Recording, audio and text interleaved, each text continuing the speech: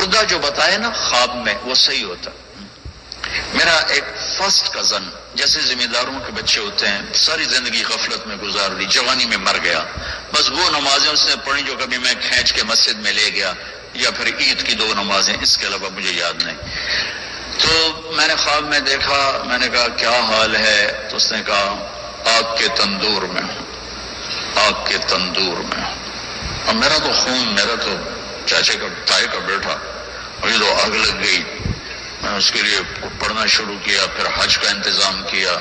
تو حج کے بعد جب واپس آیا تو پھر مجھے نہیں خواب آیا، ایک اور ساتھی کو خواب آیا کہ طارق میاں سے کہو تمہارا تحفہ مجھے مل گیا، وہ جو میں نے حج کروایا اس کی طرف سے.